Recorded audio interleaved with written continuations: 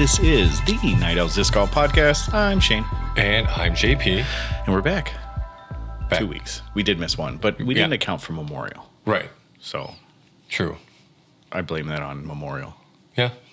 Memorial Day. Yeah. Memorial Day, yeah. All right. So, what's new and exciting since 2 weeks ago? You know what I did today? I got out and threw discs. Did you really? Yes. How did it feel? Good. Did you throw the pixels? I don't have any pixels. I thought you bought the pixels. No, I do not have any pixels. I should get pixels. What was the last one that you got? You said the eagle. The eagle. And yeah, I did throw it. Okay. I like it. It's fine. It's an envy. It's an envy. Yeah. It just has Eagle's signature on it. Yeah. Okay. I mean, it's not like any other envy. I like the feel of it. The plastic's good. The Prism Proton. It's nice, but for what am I throwing? I'm throwing the Fission. I think I'm throwing a Fission or a Neutron. I think I have both in the bag right now. You're throwing a disc. I'm throwing a disc. Yeah, it's fine. So how long has it been since you've thrown? Oh, October. Doesn't it feel absolutely just like completely new to you? Yeah. Oh man, footwork was absolutely ridiculous today. I didn't really focus on it at all, but I could definitely tell that timing wasn't off. But like I was opening my hips up more because I was like yanking stuff to the left, and I'm like, oh man, what the heck? Like I had some really good throws, and then all of a sudden I'd be like, oh, that went a mile, but I really opened up and like. But it went a mile that way. Yeah. And I'm like, that's not, but I threw that. I threw the Detour, which I hadn't thrown yet. That's the Prodigy, right? No, that's James Conrad's MVP. Oh, the Conrad. Yeah, that's right. Hello. Yep. Yeah. Okay. And then I tested that out against the Streamline Echo. Mm-hmm. Pretty similar. Pretty similar discs. The Detour did seem to fly a little more understable than because it's like the Echo's in minus 1.5, I think, and the Detour is minus 2. And then I threw the double steady Wild Honeys. Yes. Because I hadn't thrown those either. You didn't hit anything with them, right? I didn't what? You didn't hit anything with them, did you? No, I didn't. Okay, good. I got close. I was just throwing in Sister Bay, so I was just throwing out in the field and almost hit the soccer goal a couple times. Oh, okay. But man, like I had some pretty good throws with those. I was pretty impressed with the way they flew. I was going to bring out like just a regular steady Wild Honey as well, but I decided not to just to see what the comparison was. Right. But no, I just threw the two that I had, and I was like, yeah, maybe these might. I don't know. Like distance drivers are so funny to me because I'm like, well, nothing ever really doesn't fly the same for me. Mm-hmm. Everything kind of flies the same for me, distance drivers wise. So I'm like, not gonna be picky. Yeah. There. Yeah. Just put something in the bag, and that's the way it goes. Well, it's funny because the off-axis torque, like the oat, like the wobble. Yeah. It's weird what it'll do to overstable discs. Like they'll become less stable. Yeah. And the way that I throw, and I don't know, like sometimes some discs, but for the most part, everything comes off pretty clean out of my hands. Mm-hmm. So I throw stuff that's pretty understable. Now, right now, there's no comparison. I can't really talk about it because I'm so out of throwing. Yeah. But when I was throwing pretty heavily, like I would throw stuff that was fairly understable and it would still act stable-ish, you know. But I throw everything on hyzer too, so it's a little bit harder for me to compare. Like when someone's like, ooh, it's super flippy, and then I throw it and you're like, well, it's actually kind of just stands up, rolls a little bit, and then comes back. Yeah. And, but it's funny to watch other people that will throw and they don't realize they have the off access, which means your release point is off from your disc. So like your angles are just slightly different. Yeah. So when the disc comes out, it wobbles to get stable. And that really makes a disc less stable, you know, but it also really affects flight, distances. So, but I just wish I had more power. That'd be great. Because then like if I had these clean throws and then I could actually put like 400 feet of different distance on them, it would be really nice. But that's good though. So, and then the Wild Honeys. So you said you like them, but they all kind of fly the same. Yeah. So, but like, do your Cloud Breakers fly the same as the Wild Honeys? Not quite. The wild honeys are like just a little. I probably get just a little more turn. A little turn out, okay. Yeah, I mean, Okay. today like I released them kind of funny, like nose up. Like I tried to throw as flat as possible. Mm-hmm. But I definitely noticed like my release angle. I did get like a couple good throws with them where nose down, but then everything else was like coming up nose up. Yeah. And it's like, well, I still got like, I mean, for me, far as like 330, Yeah. something like that. Yeah. And I was getting there, but I'm like, I feel like if I could just dial this in a little more, I could get, Oh, sure, sure. you know. And so one other thing about me recently is I have ligament damage in my elbows. Is that from volleyball? No, this is from weightlifting. Oh, okay, okay. And I'm not positive, or but I can definitely feel like if I lift something, I can't grip it well. Oh, really? And so like if I grip, I can feel it in my elbow joints and stuff. Oh. So it's like it's tennis elbow is what it is, but I think I've strained it so much that it's kind of gone beyond that. Definitely my right hand, my left hand's a little better than that. Mm-hmm. But today throwing, I was like, oh, this isn't too bad. The only thing is like getting my pinky locked onto a disc. I was like, I can't do that real well. So I'd end up releasing, and then also my pinky would come off, and I'd kind of lose some grip. Mm-hmm. But I mean, you're not supposed to super grip a disc anyway. Right. So Yeah. not the worst thing in the world. Yeah, and it's readjusting because I know I've never put my pinky on a disc. Yeah. I never have. I tried so hard to have that 4-finger power grip. Yeah. And I just I lost all control when I did it. And I did it for a couple months, where that's all I would throw. But I kind of have a modified fan with almost everything I do. And when I power grip, I'll throw up the air quotes. When I power grip, it's just these 3 fingers. Yeah. That's kind of what it's turning into for me. Yeah. So it's doable. I'm not saying I throw far enough to say that it's, doable, but I've seen, we'll talk about them in a little bit, AB and Macbeth, but I've seen AB just pinch it between his 2 fingers. Yeah. And then just put his middle finger on the rim and throw it. Right.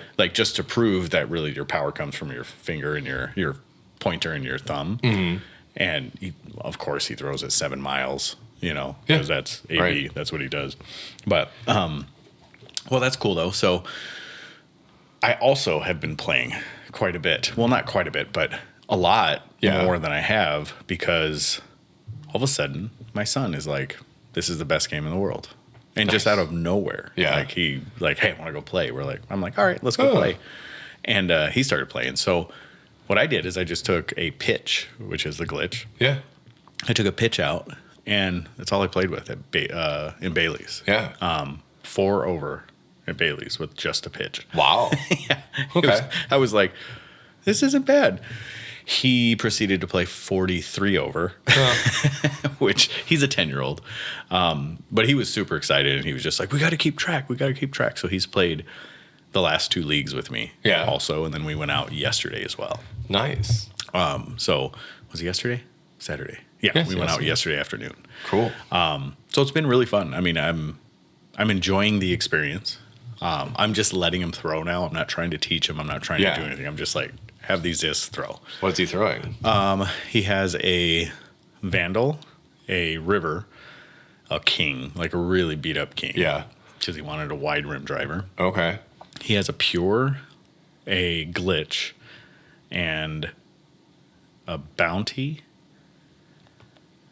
And he has one more fairway. I mean, one more mid, but I can't remember what it is.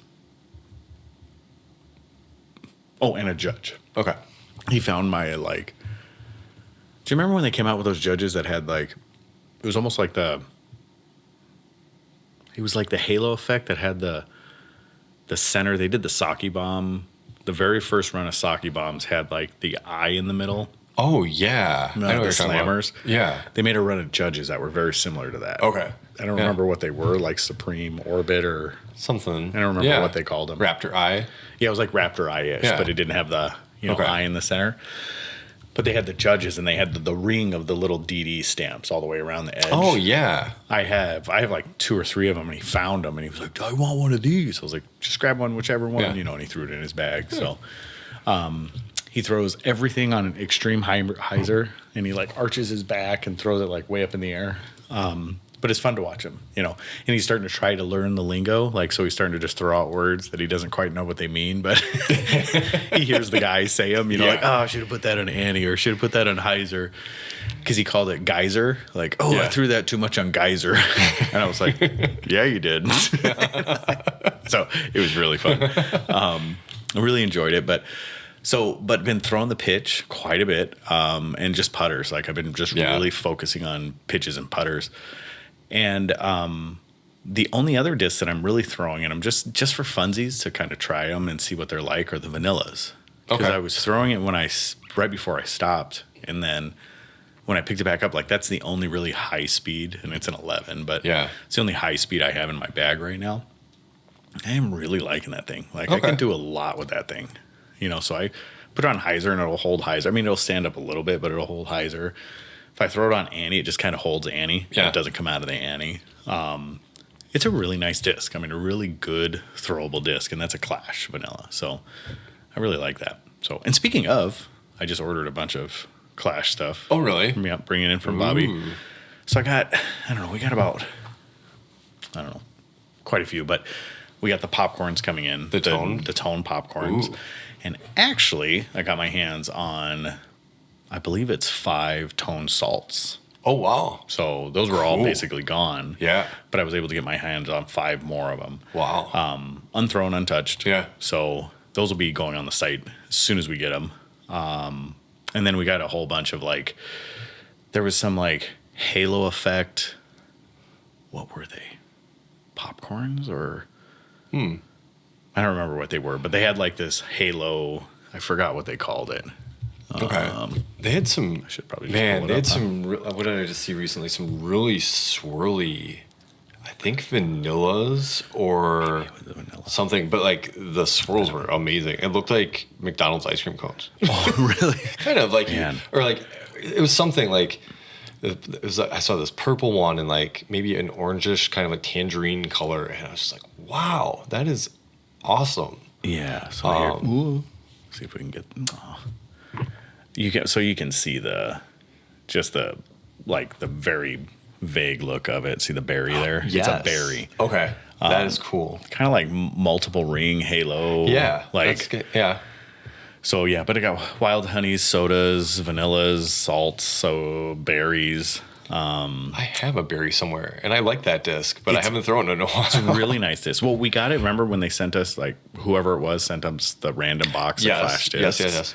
I got one at the tournament Ben ran. Oh, is that where they? Okay. Yeah, all the Clash discs. Yep. Clash at the Creek. That's right. Yeah, Clash at the Creek. Vanilla salts, and then the other one was. Hey, where did it go? Well, anyways, yeah. So I got the steady. Yeah, I don't see the order for the other ones, but nevertheless, we have those tones coming as well. Cool. So, yeah, pretty happy about that. And then we also ordered a large House of Discs. Can't call it trilogy anymore. Yeah. House of Discs.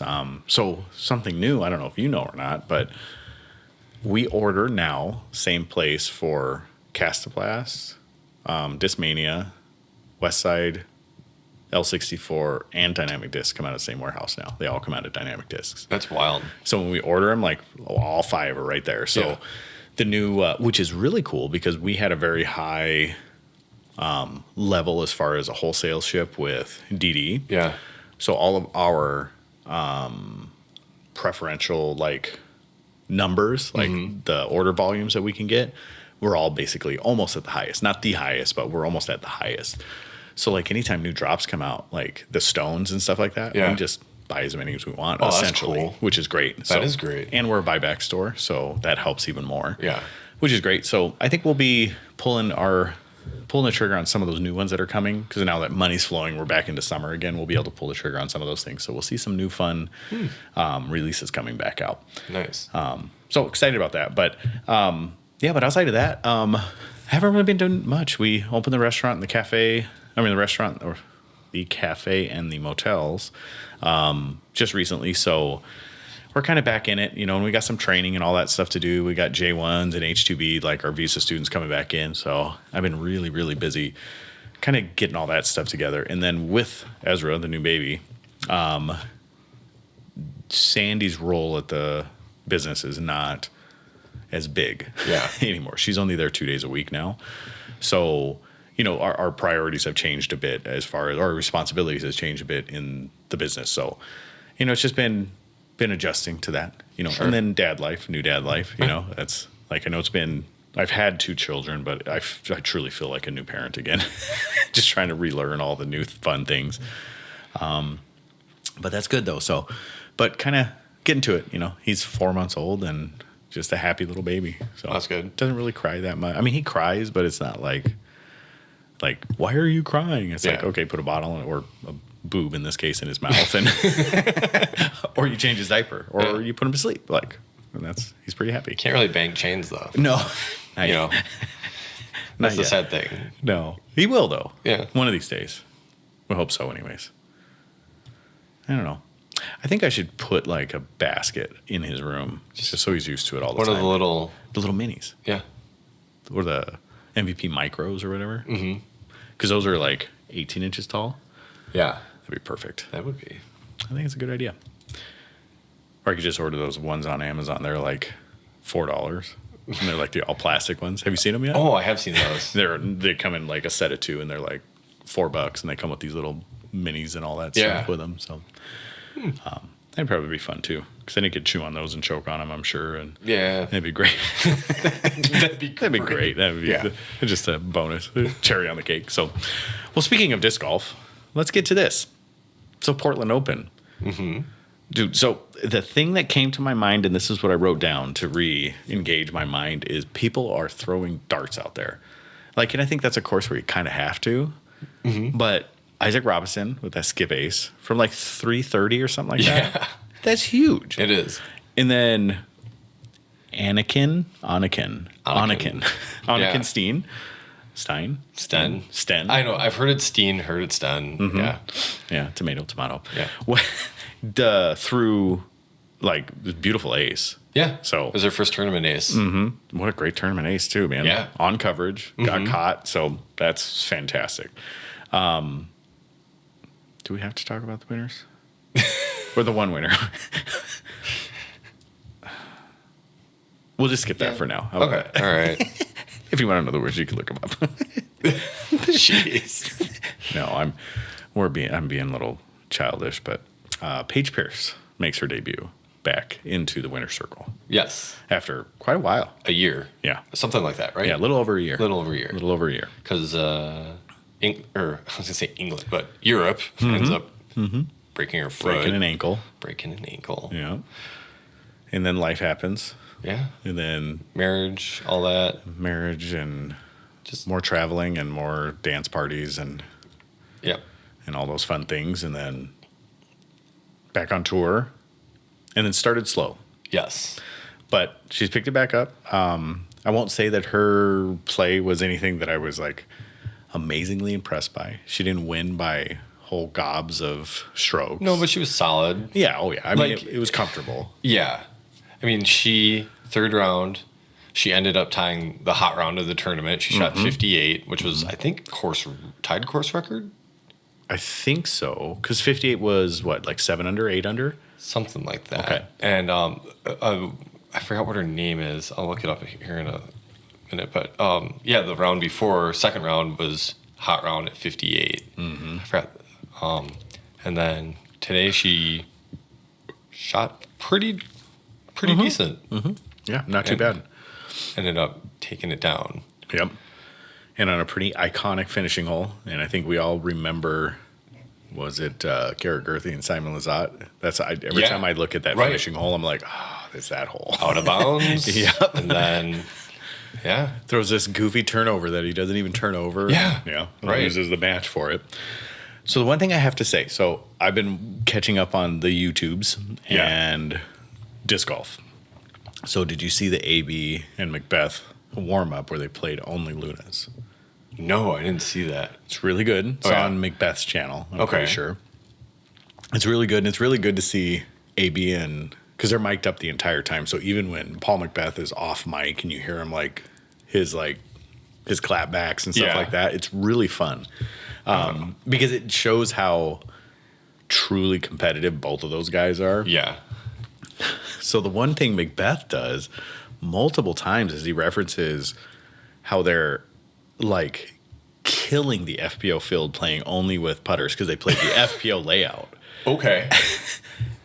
Dude shot. So Macbeth was 1 over through 4 and then still ended up shooting like 10 under or 9 under. With just a Luna? Just the Luna. That's it. Wow. Just the Luna. And then AB shot 11 under. And they were making some shots that you're just like, seriously? Like you're choosing that route. And they were just murdering it. And they played OB stroke, everything. Wow. They killed it. I gotta watch that. And Macbeth, like, is just like, well, you just would have demolished the entire FPO field. Like, he's like straight up going at it. And I was just like, whoa, like, those are really like fighting words. Yeah, in, right. in disc golf age, you know? Huh. So, yeah, it was really good, though. They're like, all right, tell us what's the next tour stop you want us to play the Lunas on from the FPOTs. Yeah. Wow. I don't know if they're out to make a point. Yeah. Or if this is just fun, they're doing it. But man, it wasn't mentioned just at the end. It was mentioned a couple times through the tournament. And I mean, through while they were playing. And I'm like, like, are they doing this on purpose? Or is this just Macbeth not being aware of what his language means? Yeah. To be, I mean, I'm guessing he's pretty self-aware of what he's doing. I would assume so. I don't think he's a dumb guy. No, I don't definitely think he's a dumb not. guy. And I don't think it's blatant. Like, I don't think he's like trying to stab a knife. You know, I don't think he's trying to wound somebody with it. But at the same time, it's like, I think any FPO player would be like, yeah, like, it's fairly obvious, like, the amount of power you have, the control of that over this type of disc. Yeah. That you're able to do this. It was not, but it was really impressive watching those two throw that Luna. But yeah, it was really fun. And then another little snippet. So this is for the dads and moms out there. Gets a call like hole 10 or 11 from Hannah. And he's like, hey, do you have connection? And they're like showing all this. It's really funny. And he's like, yeah. So he shows a baby's diaper that had been pooped. Oh my God. And he's like, yeah, he's been really cranky for a couple days. I wonder if that must have been it. I guess he was like, I don't know, constipated. Baby Pablo was constipated. Oh, man. And I'm just like, yeah, that's dad life. Yeah, for sure. You're like super excited. Both of them are like cheering about it, you know? Yeah. Oh, I know. I remember those days. Yeah, just blowout city. Yeah, yours wasn't that far away. I mean, what are you, 4 years out, 5 years out? 5 years, yeah. So, you lose 5. So, no. Oh, when are you having your next one? Never. We're good. Like, we've decided that. We're like, nope. Is that a never medically never, or is that a... We need to make it a medically never. Yes, because remember what I said? Yeah. Okay. Yep, that needs to happen. Is that going to be a you or a her? Probably me. It's a lot easier for you. Yeah, a lot easier. It's an afternoon and some frozen peas. Yeah. You know. I'll do it maybe around March Madness. I hear that's like the peak season time to like do it. Because you can just sit and watch basketball. Yeah. That's brilliant. I heard that's the most popular time is during March Madness to do that. So word to the wise, I was planning on getting mine this past January. So, oops. Yep. All right. Well, with all that being said, so for those of you out there that haven't had kids yet, or maybe you've had a couple kids and you haven't had the big V yet, probably should do it if you don't want any more kids. Yeah. Because then you can be 10 years apart and have a 4-month-old sleeping downstairs right now. Okay, so here, hold on just a moment. The woman I was talking about, her name is Sophia Donecki. She was the one that shot the hot round. Oh, okay. And what was the hot round?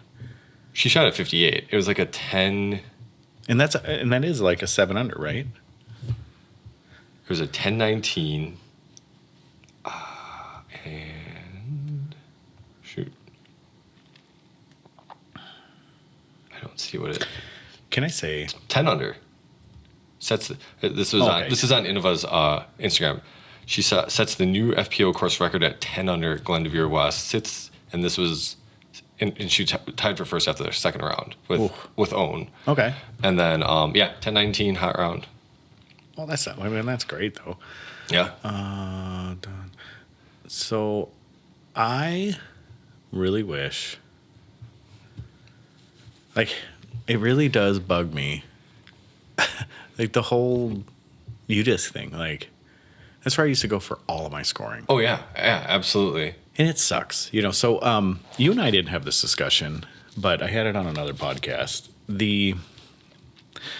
do you feel about UDisc and not only increasing their price, but also losing the live coverage and scoring mechanism for the Pro Tour? Yeah, it's well, as a PDGA member, I don't know if they still give. They probably don't, right? Like I haven't used UDisc. Like I haven't scored any rounds or anything. But if the PDGA can come up with their app and have it be as good with the live scoring, with everything that UDisc has, with like being able to track your shots, trace them, like, you know, because like you can go in and like map it out on the whole, like, okay, I shot here, shot there. Like if they could come up with something like that, the app would be great. Right. But at the same time, to increase the price and drop the live scoring, like that's a big like hit. Like really, like you're losing a feature, and I have to pay more. Right. Right. And I'm gonna say like same thing. Like most of the time, I was just using PDGA for the live scoring. Like, I mean, there's an occasional tournament that You're talking UDisc or PDGA? UDisc. Yeah, UDisc. I mean, there's the occasional tournament that we would use it every once in a while, but now most TDs are using the PDGA live for tournaments. Right. League though, we use UDisc.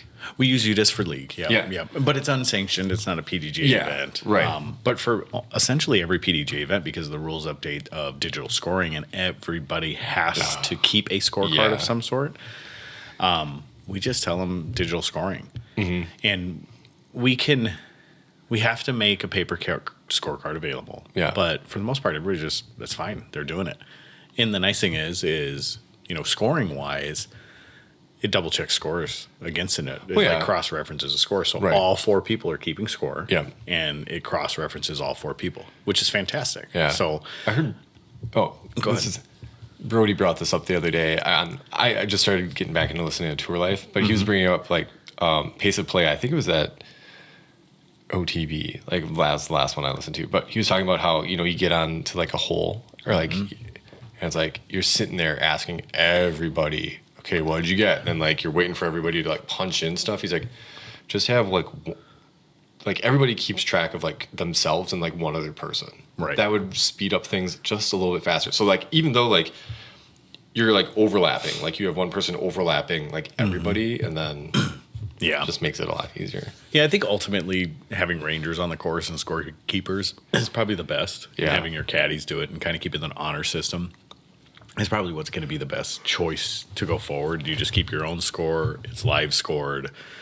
And then when you get to the upper levels, caddies or Yeah. rangers do it. Right. You know, or course officials do it. But we're not there. OTB, I think, is an unfair course to make that example because there are backups no matter what because Sure. of the course play and how it plays, because that's a difficult course. There's a lot of OB, a lot of, you know, landing zone areas that you truly can't throw until it's completely cleared. But yeah, I love listening to Brody because he always finds something wrong with the stuff, like with everything. I don't have an issue. I mean, at the local event level, it's pretty easy. Yeah. You know, it's pretty easy. It is. It has invited some issues as far as, so with the last tournament, I got an email shortly after the tournament was done saying that someone was sitting at home watching the live scoring and that a MPO,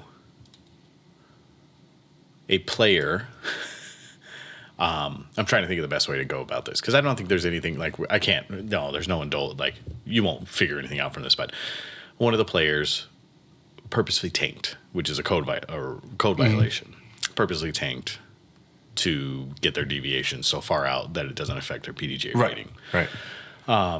And nobody saw it. None of the players saw it. Nobody from the card said anything. This is a flex tournament. Like, in reality, it's probably not that big of a deal, but if that was truly the case, we need to make sure that we address it, right? Yeah. So we make a call to PDGA. We follow up, do all these things. So all this is going on. But nevertheless, we had somebody that wasn't even part of the tournament bring it to our attention. That's weird. Well, it was known about from somebody other than that person, but that person also said something. So someone in the tournament said something, but someone also said something that was just sitting at home watching the live scores because they were invested in somebody else that was on the card. Huh. So it sucks. It's weird, but it does invite some of those. And I've never seen anything like that happen before outside of the live scoring because you can see what's happening in live, like as it's happening. So when someone takes like and this is exaggerated, someone takes a 52 when you should only take a 3, like you're like, hey, something's weird here, and on the last 2 holes, really? It's one of those deals. What the heck? Like, yeah, it's strange. So how do you feel about that issue, like the tanking your score? How do you feel about that first? If you were on a card and someone was doing that purposefully, and I know it's a rules violation, but for the most part, who else, like what random average player knows that that's a rules violation? Oh, I wouldn't think many do. But I think I mentioned this like probably at least like pretty far into the beginning of our show. I was in a tournament. It was Springtime Open. This guy on my card was playing terrible. And he's like, oh, I've had a back injury like most of the tournament, yada, yada, yada. And what does he do? He shoots a terrible round, and the second to last hole, he's like, yeah, I'm going to just DNF. I'm going to go walk off the course and DNF. I was like, you're 2 holes away, and all of a sudden you're trying to claim a medical reason for not finishing? Mm-hmm. And I think Josh kind of saw through it, too, a little bit, and it was messed up. Like, just because it's off of your rating, you're going to pull this? Like, I don't know. That's just dumb. Like, that's just getting too far into, like, you don't gain anything from your rating. Like, it's not like you're winning a prize based on your rating. Right. You're not selling 1,000 rated discs. Yeah, exactly. Again, is there anything that rating does for us at this point? Like, once you're above, like, that 930 range, what does the rating do for you? It just gets you into a different... That's it. Different level. Yeah, was it 935 or something like that or over? And that's advanced. Yeah. Or you can go advanced or play pro if you want to. That's the only thing it does for you. Because now they don't do ratings by rating sign up. They don't do ratings. That's my old dog. Yeah. Can't he hear or see? There's really nothing that you can do that gives you an advantage for ratings at this point. Right. So... And even in the lower ratings, all it does is tell you where you can play or where you can't play. Mm-hmm. That's it. So it just doesn't make sense to me why you would tank. Because even if your rating goes below what you think it should be, you can still play up in that division with your buddies if you want to. Like, you can play up, you just can't play back. Yeah. So, I don't know. That's a weird one. It is. It is strange to me. So how do you feel about the spectators at home now? So... This is very similar. I don't know if you watched PGA when this happened, when they started, like a person at home could call in and say, hey, this is an issue. And they could actually, and there was a couple big deals that happened. I remember don't know, it was like 2018, 2019 or something like that. Well, yeah, they're getting people for grounding their clubs in sand traps. Mm-hmm. And then there's a couple other things I remember, not off the top of my head, but like that people called in for... for violations. I remember the one where it was like on the side of a hill and the guy on his backstroke must have like hit the grass and the ball just barely rolled right before he hit it. Yes, I do remember that too. I forgot who it was, but I remember now that you mentioned that. I wonder if he was like Rory or something like that, but it was like a big high profile player that did it. And he ended up getting penalized. Mm-hmm. I think they've done away with that since. They have. Yeah, I think so. So we've seen it in another sport. And on this, of course, if it's, an official doesn't see it and one of your card mates don't see it, is there a responsibility for if an outside person says something about it that was not at the tournament, is there a responsibility for action?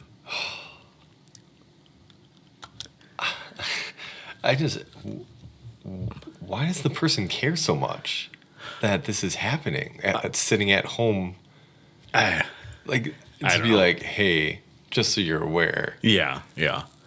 You know, I don't know. there might be a history Yeah, there. You know, sure. like I don't know outside of my isolated incident, but you know, like,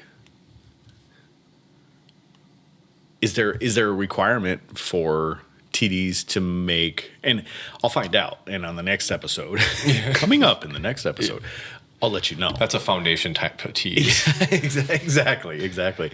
But I'll let you know the next time because we'll know from the PDJ by this Yeah. this time Right. next week. But it's one of those like, what do we do? Because it's very obvious that it happened. What was being claimed? It's very obvious that it happened.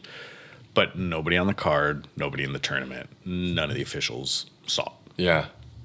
That's it. You know, and it was one of those like the whole average, like the worst average on that hole was like a 3.1. Yeah.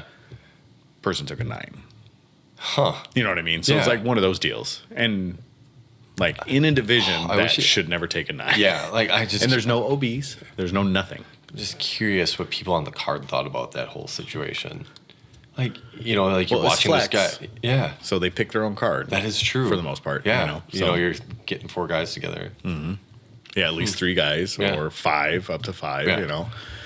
So yeah, it's difficult, you know, for me, I just I look at it and be like, man, shame on you. You know, that's the way Right. that I look at it. But Morally, how are obviously- you feeling about? Yeah, like morally, like what? Like, Yeah. Does that make you feel better? Yeah. You know, like Well, it's not going against my rating, so you know. yeah, exactly. I'll do whatever I need to do. Like, what's it worth? You know, like why? Yeah. Once again, like, is there some sort of like you're missing a bonus That's from like somebody? reverse sandbagging. I know. I don't get it. Because what that does now is that will count towards your next set deviation. So when you tanked by 120 points or whatever it is, PDJ points, now your standard deviation is going to be that much bigger. So you're going to have to tank even more to get below your standard deviation, right? Because your average is going to be much larger. So Yeah. your gap is going to be much larger.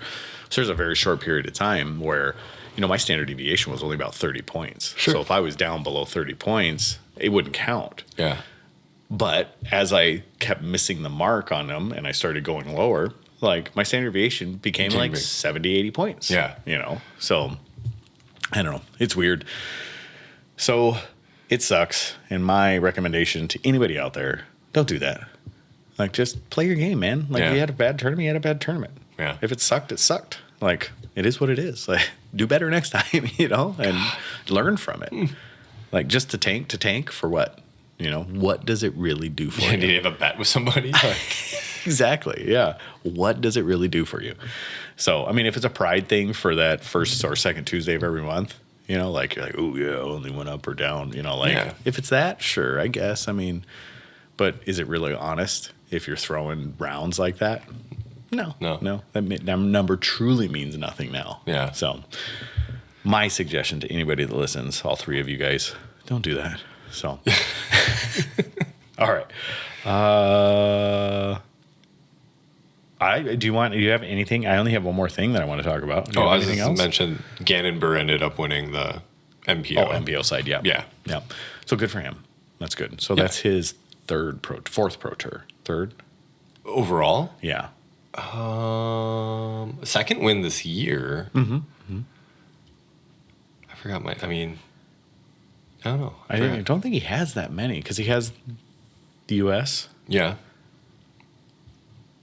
I forgot what he won earlier this year. Yeah, it's funny because he's really good, Yeah. but he doesn't have many majors he has one major and then pro tours, like maybe he's in the 5 range, Yeah. but because he did a Music Yeah. City one, didn't he? I think so. Yeah. In this. Yeah. I bet you would probably count on Yeah. maybe But there's he's a little been more, kind but- like he's been like top 10. I think he finished last week like pretty low, like outside, like in the 20 range. Otherwise, he's been up there. Yeah, absolutely. Yeah. So I'm excited. So he's figuring it out. He's figuring out the discs. So It's interesting. A lot of the Discmania guys are playing pretty well right now. Like Gavin Babcock has been playing sneakily well. I haven't heard much about Alden. Gannon's been like pretty consistent in the top 10. Kyle's been doing decent. It's almost like Gannon really hasn't missed a beat since like coming over from Prodigy. no, not at all. Not at all.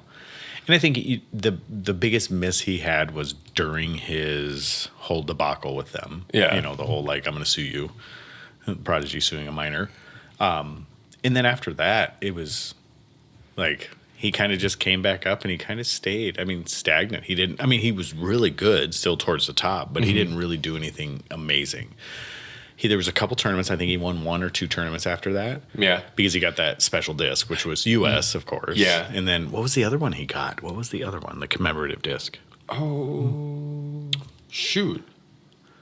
Because I remember Texas. Texas. Was Texas. it? Yeah, I think it was Texas States. Okay. Anyways, it was a disc golf tournament, I'm sure. Yeah. But yeah, so I'm glad to see that. I root for Gannon. Like, I like him. He's quirky. He's weird. He's pretty funny. He won Waco earlier this year. Waco. Okay. Yeah. Okay. And the Memorial. Okay. And then this weekend.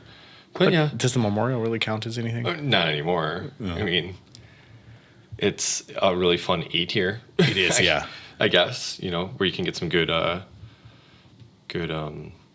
ratings. Mm-hmm. It's a really fun tournament.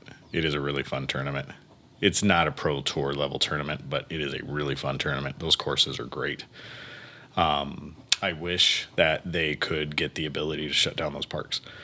And I know one of them, the guy from Spinners. Now, this is rumor. I haven't heard this directly from him, but the guy from Spinners supposedly doesn't want to shut down the park. Not why can't I remember the name of it? Not Fountain Hills, but the other park they play on. Vista del Camino. Yeah. Because he likes the exposure of disc golf to the community. Oh, that makes sense. Which I think it makes sense. But the way that disc golf course plays, and then the green belt that's there, like, it's a really, really, it's a dangerous situation. It is. It's not great. And personally, I've played it. I've been there. I've seen it. It's not great. And play gets interrupted sometimes by pedestrians on, the bike paths and car paths and walking paths and stuff like that. The fountain, from what I understand, Fountain Hills won't allow them to close the park. Okay. So it'd be nice to see that, though, because I think if they closed everything down, it would make it a little bit better. Yeah. But even still, I don't think they're pro tour level courses either, No. at this point. So Heiserfest. yeah, Heiserfest, and then really just a lot of big bombing shots. Yeah. Right. Fairly nothing super amazingly technical. Now the Greenbelt, there's some water and things like that. Fountain Hill, there's definitely a lot of water. Definitely water. But they're all short, like upshot level. Back in the day, I think if you have an upshot game, like, you're golden there. Like, you're not gonna lose. Like, I even played there, and I think I only lost 1 disc the entire. And I played. That was me. Yeah. And I'm not awesome. So, but yeah, it's yeah, that's nice. But Gannon, I can see where he could win that because you get close with large shots, and there you go. Yeah. All right. So the only other thing that I was going to talk about is that I'm going to try to do a mini series. And I talked to JP slightly. Well, I texted JP slightly about this. So being that my son just started playing, what I want to do is just have a fun little conversation with my son. There'll be anywhere from probably 5 to maybe an hour, 5 minutes to an hour, who knows, with him, especially if you put a microphone in front of him. But I'm going to sit him down right where you're sitting, and I'm going to do a little interview with him. And I'll do it probably every couple weeks, and we'll see however often we can get it done. Yeah. And I'm just going to sit down and have a conversation with him about his disc golf journey. So what I want to do is talk to him and ask him kind of fun questions like, what do you think of disc golf? What are some of the discs you're throwing? What's some of the words that you've learned about playing disc golf and what they mean? And just see this progression, because he is really fresh in it. Like, other than knowing that Dad has lots of discs, Yeah. he doesn't really know anything. He's only played about 5 or 6 times. and he's only really tried to play 3 times. So I think if I can get him on the right in front of that microphone and just start talking to him a little bit and just kind of get where his mind is, I think we'll hear some funny stuff. Sure. And I think we'll hear some really interesting stuff. Geyser and Geyser. Well, yeah, and the Geyser. Yeah, did I say that on the podcast or was that before? No, that was earlier. Yeah. Okay, yeah, You said it right, maybe. Yeah, the Geyser. Throw the Geyser. If we can get him to have the conversations without getting too nervous, I think it'll be really fun. Yeah. So look forward to that. I'm going to try to sit him down because they are officially on summer break now, and I'm not going to go into work tomorrow. So I'm not going to go. I'm just going to take a day. And I think maybe I'll sit him down tomorrow sometime and just have a conversation with him about it. And ask him what his favorite disc is, ask him what his favorite hole is, ask him why he likes disc golf. Just do those type of fun things. So do you have any questions you think I should ask him? Because I'm probably going to make fun of him too. So. Are his first couple rounds as enjoyable as other sports that he's tried for the first time? Okay. Enjoyment compared to other sports. Okay. Yeah. Okay. Anything else? No, that's all I can think of off the top of my head right now. All right. I'm pretty sure I spelled enjoyment wrong, but that's cool. Whatever. I know what it means. All right. It's half the battle. Yeah, exactly. All right. So look forward to that. Maybe I'll try to get it done, and then maybe we'll get it up, I don't know, sometime midweek or something like that. Sure. And that works. Try to do that. Yeah, see what we can do. But yeah, so look forward to that. So a newcomers disc golf journey, maybe that's what we'll call it. So that'll be the little mini episodes. But whatever we call it, it'll stay that same. It'll just be mini episodes. They'll pop up whenever they pop up. Whenever he wants to do it, I'll let him kind of engage me for the podcast. Yeah. But I'll tell him this is what we're going to do, and I'll let him. So he's 10 years old. He's good enough to be able to kind of either want to do it or not want to do it after the first one. So it may be a one and done thing, but we'll try it. So I don't want to force him to do it. But I think it'll also be a fun little time capsule if he decides to continue to play for a long time. Oh, for sure. I think it'll be a fantastic little time capsule for him. So, because then he can go back and listen to him when he's like the world champion, and then he has his... Yeah. A record. Yeah, a record, yeah. He has a record of how he thought the Geyser was a cool throw. So, all right. I guess I didn't say last time, but DoorDisc.com. All your disc golf needs. We're going to have a good Clash and House of Discs restock. And we will have Castoplast, all the House of Disc stuff. So we're going to have Castoplast, the Trilogy brands, and Discmania dropping. We should see Clash sometime middle this week, and then actually the same thing. So probably middle this week, you'll be able to DoorDisc.com, and it'll all be up there. We'll be working on it. So probably by the end of the week, we'll have everything on the site ready to go. And then I think outside of that, any encouraging words to leave us on? No. That melted my heart. That was really good. Oh, you were so ready for it? And I was. Yeah, it was, man. All right, the goosebumps. Did you hear how prophetic that was? All right. Well, with all that being said, appreciate your time. We'll talk at you next week. And look for the mini episodes coming up. Deuces. Was that it? Any more? In the toilet. No, there it is. All right. See ya.